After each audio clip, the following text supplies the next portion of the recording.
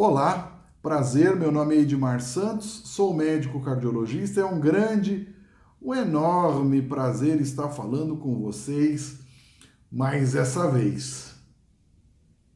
Muito bem, dando prosseguimento aqui no nosso canal, Evidências Médicas, em primeiro lugar, peço para que você, se gostar do nosso canal, se inscreva aí no canal, ative o sininho para receber quando fazemos vídeos novos e divulgue caso goste do material que a gente faz aqui no canal, né?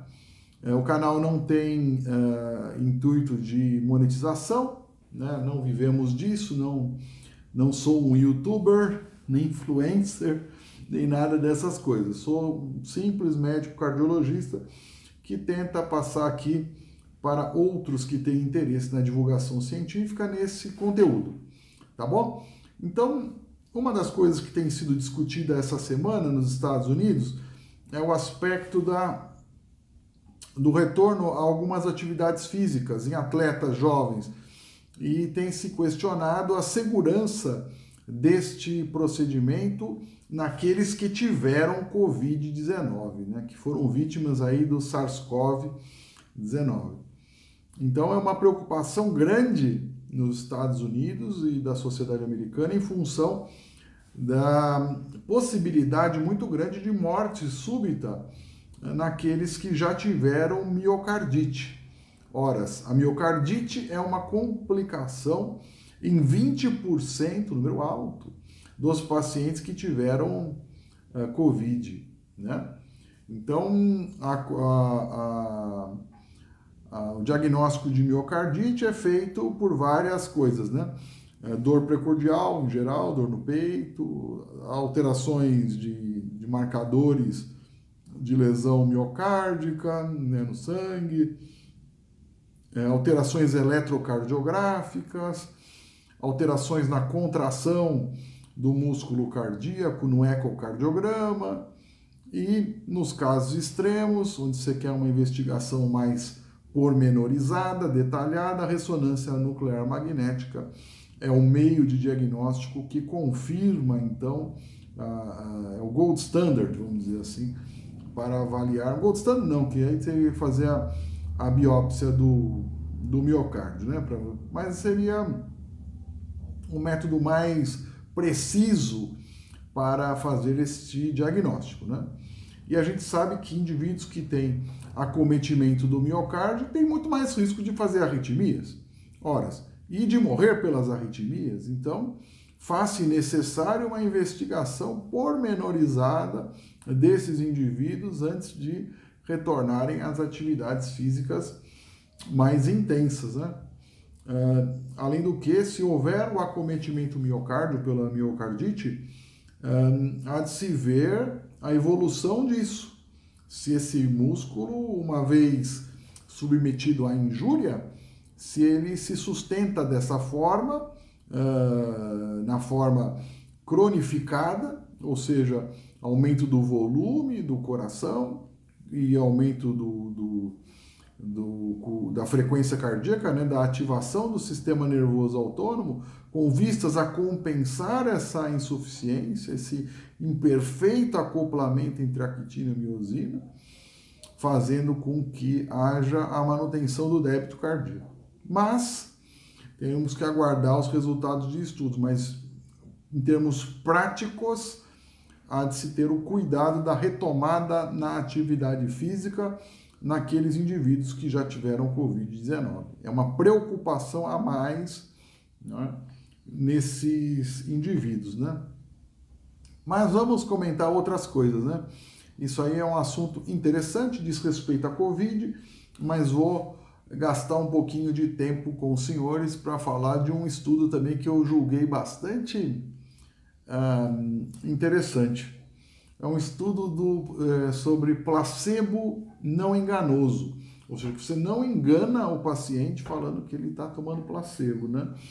E esse estudo, bom, placebo, todo mundo sabe, aquele remédio inerte ou aquele procedimento inerte, que não foi realizado de tal sorte a promover um efeito terapêutico no paciente, né? A palavra placebo já deriva do latim placere, que significa agradarei, essa é a ideia, né? A descoberta do efeito placebo, ela remonta lá ao século XVIII, 1796. Um médico americano chamado Elisha Perkins patenteou um instrumento, né, chamado Tractor Perkins, um aparelho composto de duas varetas de metal que, agitadas em torno do paciente, tinham a capacidade então de eliminar o fluido elétrico nocivo, esse atribuído pelo médico, então Elisha Perkins, de tal sorte a promover o benefício. Esse seria a raiz de todo o mal, de todo o sofrimento, né?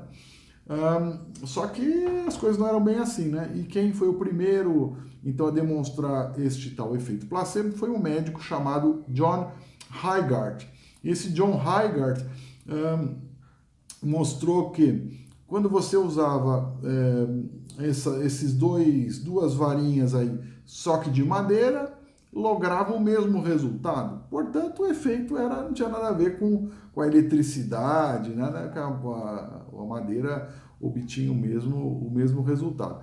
Mas se sabe aí que o efeito placebo ele é possível, claramente se vê em estudos clínicos, né? 20% no mínimo a melhora dos pacientes com efeito placebo. Isso explica, às vezes, a própria importância, aí você vê, da relação médico-paciente, ou do psicólogo-paciente, ou do fisioterapeuta-paciente, ou enfim, do dentista-paciente, do cuidador com o paciente, né? Essa relação é fundamental e ela é insubstituível, porque ela compõe parte da cura, o próprio efeito placebo dessa relação, que permite, então, a melhora do enfermo, né? Mas, então, para estudar essa questão, por isso que eu julgo que isso é importante essa semana, um pesquisador nos Estados Unidos, ele queria, então, demonstrar não apenas o autorrelato da melhora, porque isso é extremamente subjetivo, mas coisas que sejam mensuráveis de forma absoluta. E, para tanto, ele fez, então, o seguinte experimento, né? Ele queria ver se haviam mudanças psicobiológicas mensuráveis e não apenas autorrelatadas, né? Então, ele usou, para avaliação de estresse, de ansiedade, etc., marcadores neurais de angústia, avaliado pelo eletroencefalograma, ou seja, as ondas LPP, que é potenciais tardios, amplitude de potenciais tardios é o nome que se dá para isso. Isso que ele mensurou, né? Através, então, do eletroencefalograma.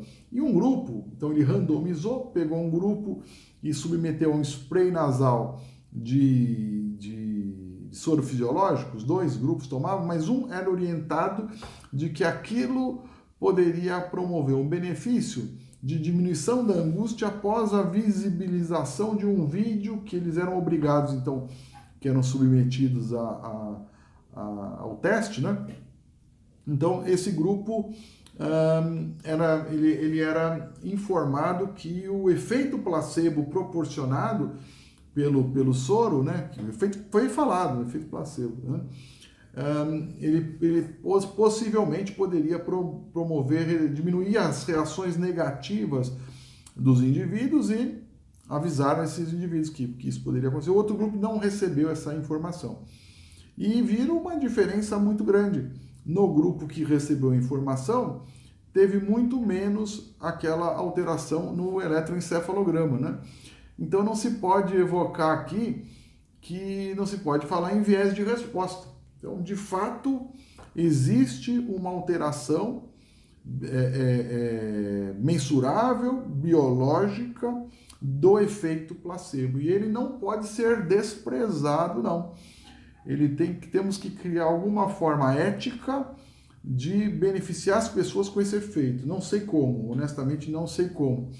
Então, um assunto que julgo ser importante, alvo de estudos futuros para tentar colocar esse benefício do efeito placebo na prática na vida das pessoas no ambiente real, né? do ambiente real. Então, são dois estudinhos que eu queria comentar com vocês, né? O que está rolando agora. Claro que tem a vacina aí russa, tem muita coisa para a gente conversar, mas não fica muito longo o vídeo, fica impossível de vocês assistirem.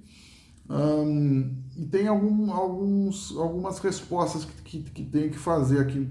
Uma pessoa que comenta no vídeo lá da coenzima Q10 comentou o seguinte: sugiro o senhor ver seu colega cardiologista Stephen Sinatra, autor da Solução de Sinatra, um dos maiores cardiologistas do mundo. Não existe um ranking de cardiologistas, um dos maiores, um dos melhores. Vamos dizer assim, ele faz parte, o Stephen Sinatra, é interessante, algumas ideias dele eu acho muito, muito bacana, né? Não, hipótese nenhuma, vou criticá-lo. Algumas ideias eu não concordo, né? Acho que não é simples, tão simples assim, e mesmo porque ele tem conflitos de interesse muito claros, né? Ele é dono de uma empresa que faz vitaminas, aí, a Advanced Biosolutions. Então, ele advoga em favor de muitas coisas que eu não concordo, né? Não é que não concordo em absoluto, né? Tá em aberto, né? Para demonstrar o seu real valor, né? Mas não critico, não, hipótese nenhuma. Só não penso igual. Mais um outro comentário aqui.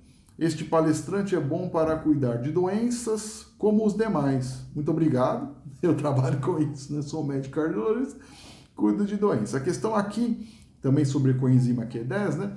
É sobre saúde e suplementos, para se ter mais saúde e energia. Bom, isso vai cair lá naquela coisa do placebo, né? Neste contexto, a coenzima Q10, e aí advoga aí que então as pessoas mais habilitadas para cuidar das pessoas saudáveis, as pessoas saudáveis não precisa de que ninguém cuide delas, né? A princípio, essa que é a ideia, né? Então seria da medicina integrativa, né? Então, sobre esses suplementos, a FDA tem se preocupado, né? E, inclusive, chamou aí, mandou uma carta de advertência para várias empresas aí que produzem vitaminas, que estavam fraudando, né? Dizendo que poderiam prevenir, curar ou atenuar os efeitos do coronavírus, né? O que não é verdade, né? Que não é verdade, pelo menos até o que se sabe no momento, né? Mas por enquanto não é. Esse problema em relação assim à medicina preventiva e saudáveis, que eu lido praticamente com medicina curativa, né? De pessoas que têm enfermidades. Sou cardiologista, cuido de pessoas cardiopatas ou com fatores de risco para. Mas julgo que é um caminho também interessante esse do estudo de indivíduos saudáveis, mas um pouco complexo do ponto de vista filosófico, que eu vou aqui colocar para vocês. Em 1947, quando a Organização Mundial de Saúde mudou o paradigma do que seria saúde e doença, você criou um problema grave, porque ela definiu saúde como o completo bem-estar físico, mental e social. Ora, quem que tem isso? Não existe no mundo, né? Todos os países têm problemas de economia, completo bem-estar social, né? Complexo isso aí, né? Físico, mental, isso é um desejo, é uma vontade é uma coisa, mas isso a gente sabe que é praticamente inatingível. Posto isso, resta claro que, como este ideal seria um deus grego, né? Um deus grego perfeito, ideal, e nós sabemos, meu amor, nem os deuses gregos eram assim, né? Para quem conhece um pouco, quem não conhece, leia a Teogonia de Hesíodo, vale a pena. Mas os deuses gregos eram confusos, brigavam entre si, mas vamos colocar aí Zeus, que é o deus dos deuses. Mas a gente sabe que isso não existe. Não existindo, pois Resta que todos são doentes. Então, como não há gente saudável, todos são enfermos e, portanto, eu tenho que tratar a todos. Daí que você tem que nos Estados Unidos, 3 em cada 4 americanos tomam algum tipo de suplemento. É um mercado maravilhoso, porque a FDA não atormenta eles, não precisa ver nada muito. Basta que não mate ninguém, não mostre um malefício muito grande e entra no mercado. Né? E então é um pouco complicado isso aí, né? Porque de uma certa forma, sobre a esfera psicológica, esfera emocional, não é? Nós somos na verdade, uma transição de estado, não é? Sempre, se você for pegar já uma ideia, somos fluxo em trânsito, né? Nossos encontros com o mundo alteram continuamente a nossa potência de agir, já diria Spinoza, né? Baruch Spinoza, extraordinário filósofo do século XVII. Então, obviamente, como nossos estados de humor estão alterando o tempo inteiro, e nós, então, o que seria o limiar do saudável e do não saudável, né? Isso é um pouco complicado porque existe um conflito de interesses claro, né? Em quem define o que é saúde e o que é doença é mesmo as mesmas pessoas que tratam da saúde e da doença. Logo, hoje na medicina se fala muito numa prevenção antes da prevenção primária, que seria prevenção secundária quando o cara já tem a doença, o enfermo, prevenção primária quando ainda não tem, e hoje já chamam de prevenção primordial, antes do indivíduo ter até a prevenção primária, né? Que seria vacinação, estilo de vida, o que eu acho correto, justo, mas sem precisar muito sofisticação, né? Porque, na verdade, o estilo de vida diz respeito à vacinação adequada, ambiente saudável, atividade física, uma dieta saudável, adequada, a suplementação de vitaminas quando necessário, principalmente vitamina D, vitamina B12, em pessoas hoje cada vez comendo menos carne, muito na moda e tal. Meditação e espiritualidade devem ser incentivadas, né? E ocorre que existe aí, vou pegar como suporte do conceitual o Pierre Bourdieu. Pierre Bourdieu é um dos principais sociólogos do século XX, não é? Francês, naturalmente. Pierre Bourdieu, ele criou com outros nomes, tem vários livros interessantíssimos. Ele criou em linhas gerais, seria a teoria geral dos campos, né? Teoria geral dos campos.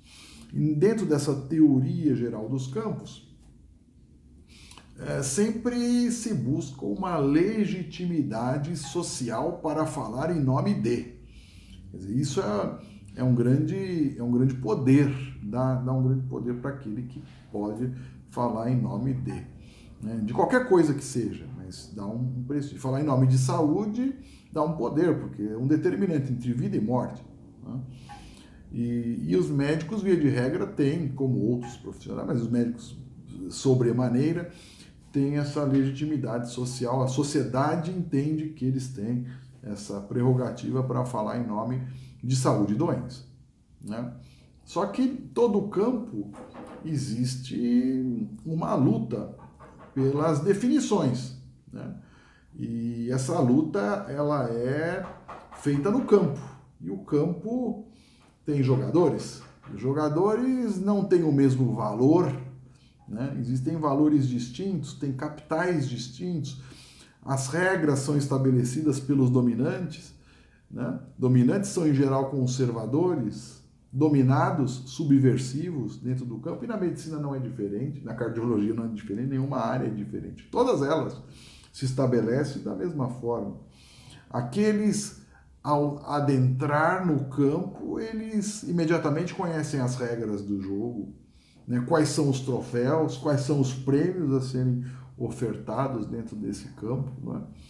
Então, o que ocorre? Ocorre que muitas vezes é necessário, algumas pessoas, para efeito de marketing, buscam alternativas fora do campo, são subversivos, são dominados, não são do grupo, não são dominantes dentro do campo, procuram criar instrumentos alternativos, né, ferramentas que possibilitem então a sua vitória, mas dentro de um novo campo. E assim se estabelece a medicina integrativa, né, que é essa busca do diferencial dessa forma. Mas é isso. Então vale a pena refletir, pensar. Espero ter agradado no vídeo, ficou muito longo, mas um ótimo dia para vocês. Tchau!